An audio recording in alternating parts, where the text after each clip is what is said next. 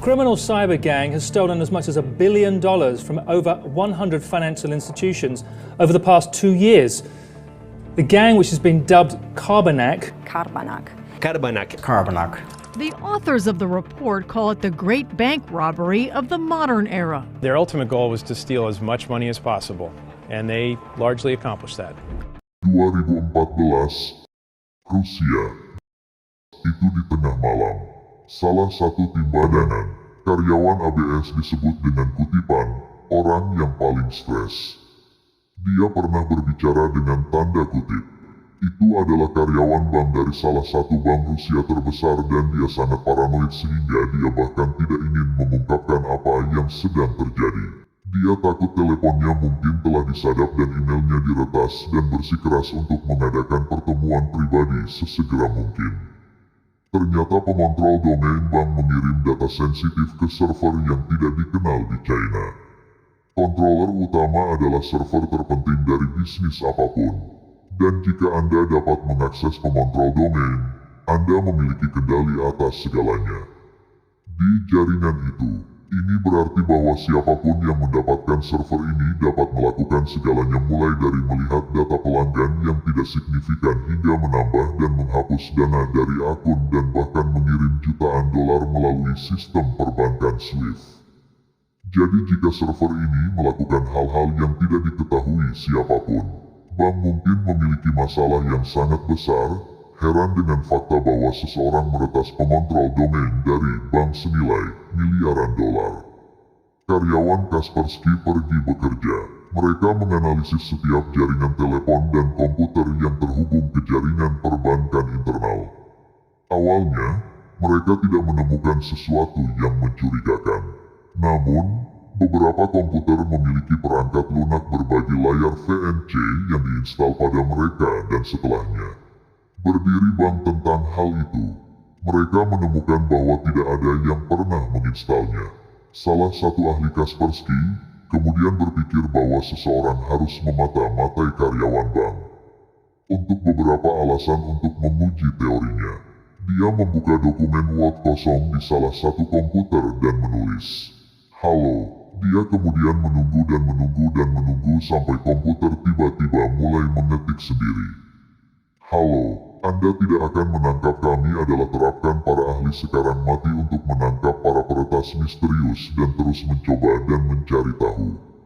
Bagaimana mereka berhasil mendapatkan kendali atas sesuatu yang sama pentingnya dengan pengontrol domain. Mereka menemukan bahwa seorang karyawan bank telah menerima email dari seseorang yang mengaku sebagai pelanggan yang sah. Namun, pada kenyataannya, email ini benar-benar palsu untuk memperburuk keadaan. Email ini memiliki word berbahaya, dokumen terlampir. Untuk itu, peretas telah menginfeksi file dengan malware mereka dan begitu karyawan bank membuka dokumen ini, malware tersebut mengaktifkan dirinya sendiri dan memasang backdoor VNC di komputer. Inilah yang dikenal sebagai serangan phishing atau lebih spesifiknya, serangan spear phishing. Dalam jenis serangan ini, peretas berusaha terlihat kredibel mungkin dengan membuat email yang meniru orang atau bisnis nyata. Email ini biasanya memiliki file terpengaruh yang dilampirkan, yang dapat berupa apa saja dari dokumen Word, Excel, atau PowerPoint. Dan dalam beberapa kasus bahkan file gambar atau video. Setelah mereka berhasil menginfeksi komputer, para peretas sekarang dapat mengawasi dan mengontrol mesin dari jarak jauh. Para penyerang kemudian menggunakan PC yang terinfeksi ini untuk menginfeksi mesin lainnya yang terhubung ke jaringan dan untuk mencari komputer administrator. Disinilah fase serangan berikutnya dimulai. Mereka perlambat komputer admin dengan menjalankan program latar belakang sebanyak mungkin, dan berharap salah satu karyawan bank pada akhirnya akan menghubungi dukungannya untuk memperbaiki PC dan inilah yang terjadi. Suatu ketika, dukungan itu tiba. Mereka memasukkan kata sandi admin dan mencoba memperbaiki masalah di komputer. Namun, tanpa sepengetahuan mereka tidak memperbaiki apapun sebagai gantinya. Mereka baru saja mengkompromikan keamanan keseluruhan. Berkat Walker, sebuah program yang mencatat setiap penekanan tombol yang dilakukan peretas, kata sandi admin, dan sekarang dapat masuk ke akun admin. Dan faktanya, jaringan bank yang tersisa, para peretas sekarang benar-benar memiliki akses ke segalanya dan disinilah fase ketiga dimulai. Mereka akan memata-matai karyawan selama berbulan-bulan sampai mereka tahu bagaimana mereka beroperasi dan protokol apa yang mereka ikuti. Mereka pada dasarnya adalah bayangan. Karyawan diam-diam menonton dan merekam semuanya. Bank lakukan. Begitu mereka tahu tentang semua protokol, karyawan bank mengikuti. Perampokan dimulai. Pertama-tama, mereka akan menyamar sebagai karyawan perbankan berpangkat tinggi dan secara manual mengirim sejumlah besar uang ke rekening mereka melalui sistem perbankan internasional yang dikenal sebagai SWIFT. Kedua, mereka menggunakan pembayaran bangsi, sistem untuk mengirim uang ke rekening mereka, yang kemudian mengirim uang lagi ke rekening lain yang sebagian besar berlokasi di China. Dan AS. Rekening-rekening ini kemudian dikosongkan oleh antek-antek kelompok yang dikenal sebagai bagal uang. Metode selanjutnya mirip dengan film-film Hollywood karena para peretas memiliki akses ke seluruh jaringan internal bank. Mereka dapat mengontrol ATM dari jarak jauh dan membuat mereka mengeluarkan uang tunai kapanpun mereka mau. ATM ini biasanya di tempat-tempat terpencil dan uang itu sekali lagi dikumpulkan oleh bagal uang. Metode ini sangat menakjubkan, tetapi itu adalah prosedur terakhir. Itu yang paling menarik. Mereka akan mengambil rekening yang memiliki sejumlah kecil uang di dalamnya, menggelembungkannya, dan kemudian mengantongi selisihnya. Namun, ini adalah di mana mereka kacau untuk pertama kalinya. Mereka secara tidak sengaja menggelembungkan rekening seorang pria tua Rusia yang hanya memiliki 34 rubel di uangnya. Ketika dia pergi tidur, keesokan paginya dia memiliki lebih dari 10 juta rubel di akun yang sama. Untungnya, bagi peretas, bank mengira mereka telah melakukan kesalahan dan tidak ada penyelidikan yang dimulai meskipun para ahli tahu persis bagaimana peretas menginfeksi bank. Mereka tidak dapat menemukan jejak apapun yang akan membawa mereka ke 9 juta dolar AS yang dicuri.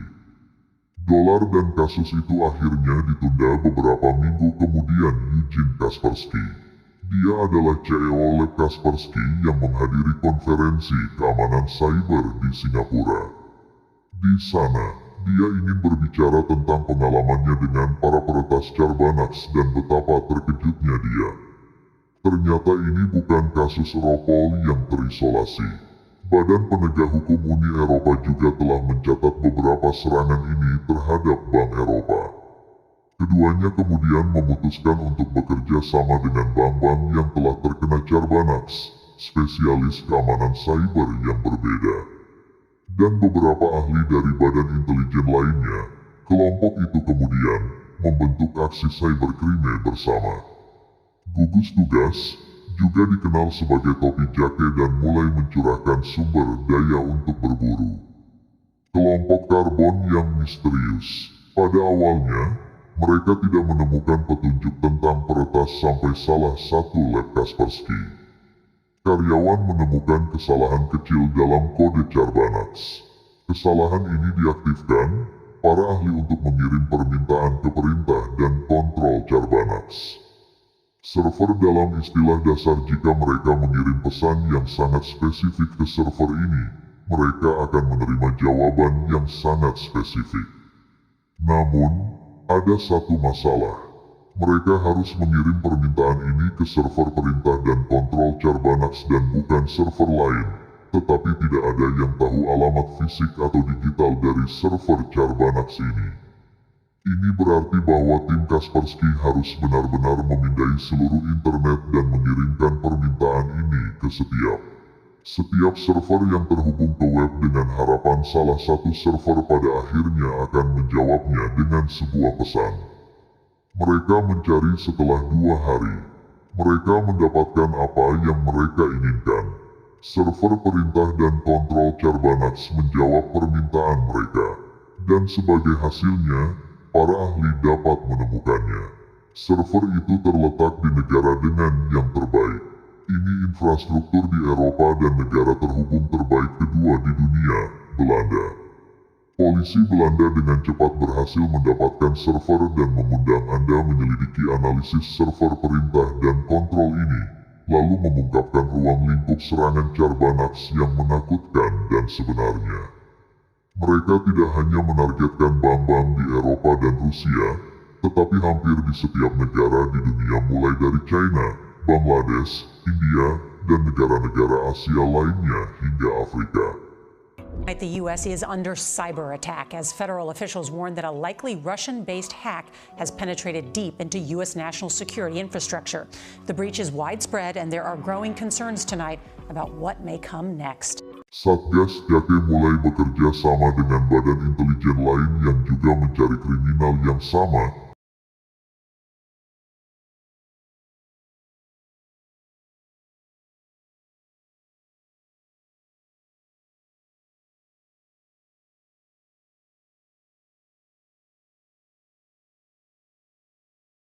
Ini termasuk organisasi seperti FBI, CIA Rumania, Rusia, dan Moldovan, badan intelijen, dan banyak lagi sebagai para ahli semakin dekat dengan kelompok Charbanax. Mereka tiba-tiba menghilang, para peretas terdiam selama beberapa bulan hanya untuk kembali dan melakukan kesalahan terbesar dalam karir peretasan mereka. Taiwan 2016.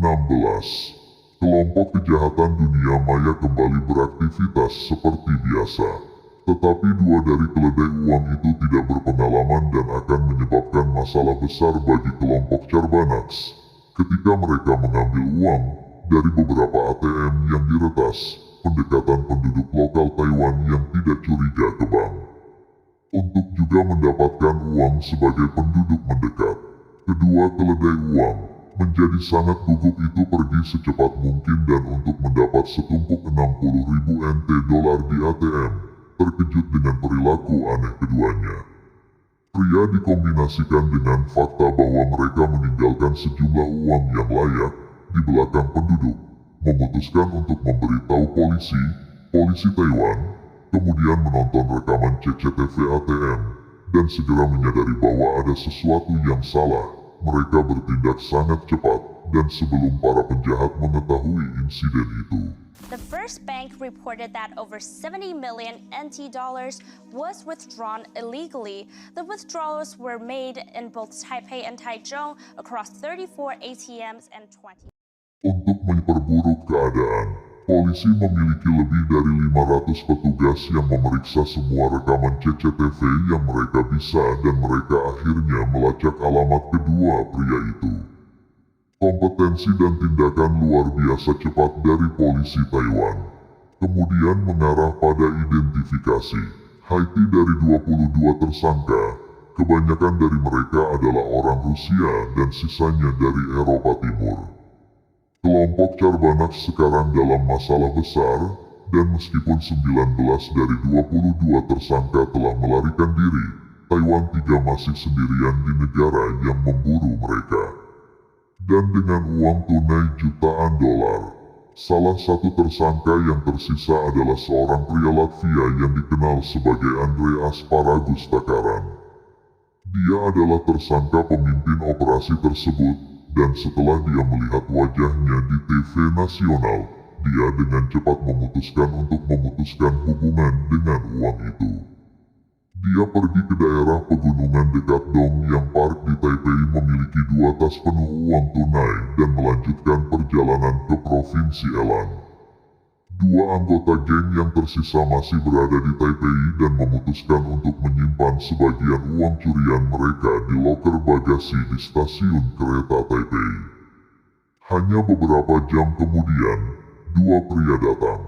Saya dari Eropa Timur, mengambil bagasi dan dengan tenang kembali ke hotel mereka. Apa yang tidak mereka ketahui adalah bahwa ratusan polisi mengawasi mereka melalui jaringan kamera CCTV Taiwan.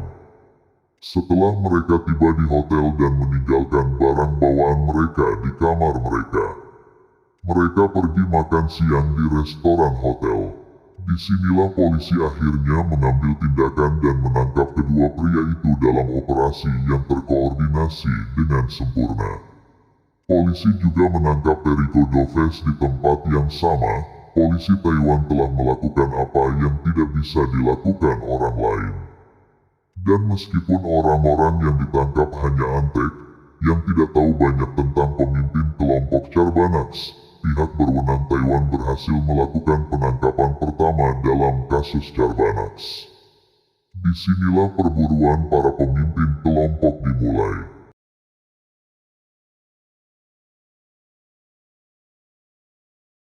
Spanyol, 2018. Otoritas Spanyol sedang menyelidiki organisasi kriminal yang melakukan pencucian uang di Spanyol. Dengan bantuan Interpol, sebuah badan penegak hukum internasional, polisi Spanyol dapat mengetahui siapa yang mengirimkan uang yang sedang dicuci dan siapa klien mereka melalui kebetulan belaka. Mereka menemukan bahwa salah satu klien dari penjahat pencucian uang adalah seorang spesialis komputer Ukraina yang dikenal. Deniska setelah menyelidiki orang ini secara menyeluruh, terungkap bahwa dia memiliki hubungan dengan mafia Rusia dan Moldova dan bahwa dia telah mengkoordinasikan beberapa serangan cyber untuk mereka. Mereka telah bekerja sama sejak 2013. Dan sementara mafia memberi Deniska keledai uang, dia akan membayar 40% dari semua nabinya untuk organisasi kriminal Eropa Timur ini. Deniska dan 3 anggota kelompok lainnya akhirnya ditangkap di Port City of Alicante pada tahun 2018 dan berdasarkan penilaian, polisi properti mereka menemukan kotak penuh perhiasan untuk BMW dan 15.000 Bitcoin, yang pada saat itu bernilai sekitar 150 juta dolar. Sisanya 1 miliar dolar tidak pernah ditemukan. Dan meskipun Deniska diduga sebagai pemimpin grup, Kaspersky Labs percaya bahwa ada lebih banyak orang yang terlibat. Ya, bagaimanapun, grup tersebut masih aktif hingga saat ini dan masih mencuri jutaan. Setiap tahun beroperasi dengan nama yang berbeda, seperti Fin7, Joker Stash, Cobalt Spider, dan masih banyak lagi. Jika kamu menyukai pembahasan ini, silakan tinggalkan like dan subscribe channel ini. Terima kasih.